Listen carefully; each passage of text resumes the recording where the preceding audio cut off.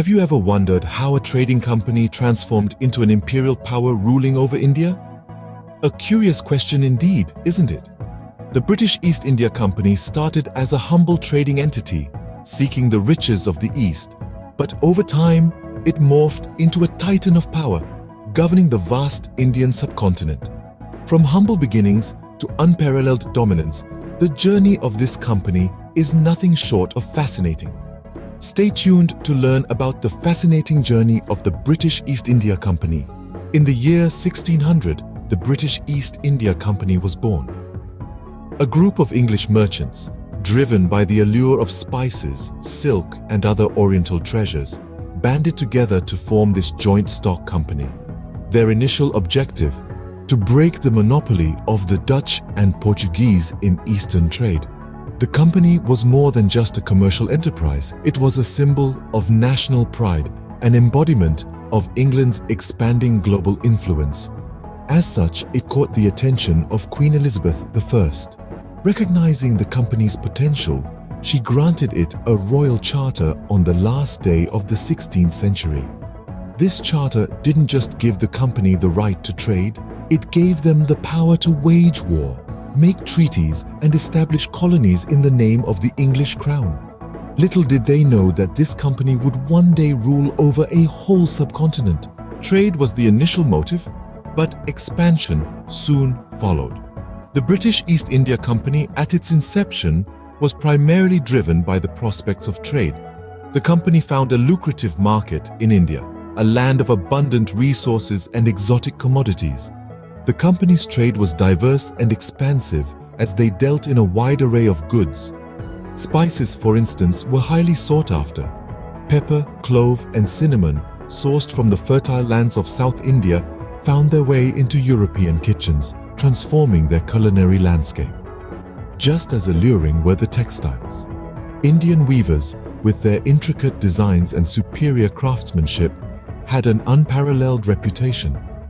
The soft muslin from Bengal, the vibrant chintz from Coromandel, and the sturdy calico from Gujarat were particularly popular.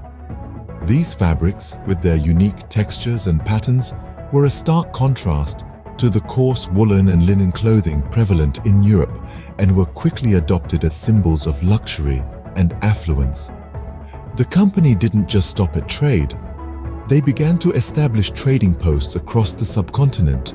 These posts, initially intended as mere storefronts, gradually evolved into fortified settlements. From the bustling city of Madras in the south to the strategic port of Calcutta in the east, the company's footprint spread far and wide. As the company's presence spread across India, they started to wield significant influence in the regional politics. They began to negotiate treaties, resolve disputes, and even deploy their private armies. These actions, while ostensibly for the protection of their commercial interests, laid the groundwork for their future political ambitions. The company's expansion wasn't without resistance. They faced stiff opposition from local rulers, rival European powers, and even their own employees. Yet they persisted, driven by the tantalizing prospects of power and wealth. As the company's influence grew, so did their aspirations. What started as a humble trading venture was slowly transforming into something much bigger, something that would forever alter the course of Indian history. The leap from trade to power was not a sudden one, but a gradual process. It's important to realize that the British East India Company didn't turn into a ruling power overnight. It was a series of strategic moves, alliances, and key events that paved the way for this transformation. One of the most significant turning points was the Battle of Plassey in 1757. This battle marked a major shift in the power dynamics of the Indian subcontinent. The British East India Company, with a small, well-trained army led by Robert Clive, took on the mighty Nawab of Bengal, Siraj-ud-Dowlah. The Nawab was betrayed by his own commander, Mir Jafar, who was secretly in league with the British. This betrayal led to a resounding victory for the British East India Company, signaling the start of a new era. Yet it wasn't just military victories that set the stage for the company's transition. It was also about gaining control over the economic resources of the region. This is where the acquisition of Diwani rights in 1765 comes into play.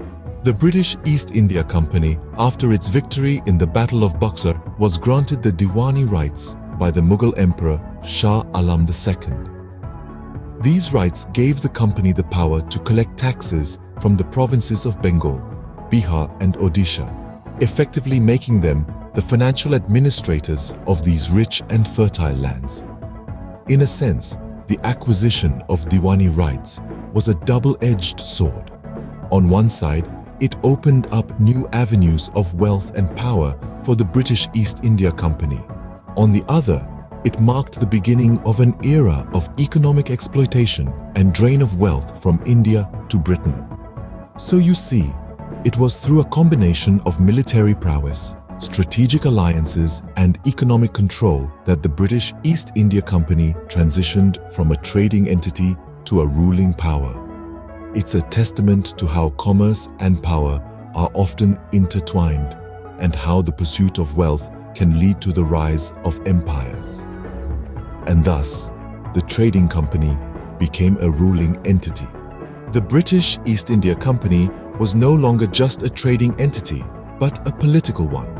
With time, it had evolved into a formidable power that ruled over vast territories in India, exercising control over both the economic and social aspects of the region. The company's rule was a unique fusion of business and politics. They created an administrative structure that was unprecedented for a trading company. They divided their territories into presidencies: Bengal, Madras, and Bombay. Each presidency was ruled by a governor who was assisted by a council.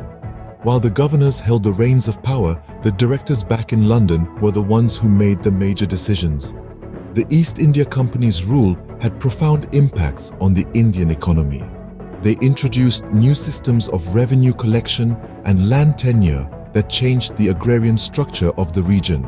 The company exploited the rich resources of India for their profit, exporting vast quantities of raw materials like cotton, silk, indigo dye, tea, and opium. This disrupted local industries and led to the deindustrialization of some regions. The company's rule also impacted the social fabric of India.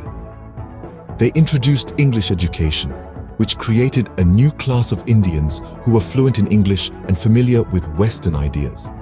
This had a lasting impact on Indian society, creating a cultural bridge between the East and the West. However, the company's rule was not without its dark side. The heavy tax burdens and exploitative policies led to widespread discontent and several revolts. The most significant of these was the Great Rebellion of 1857, which shook the foundations of the company's rule.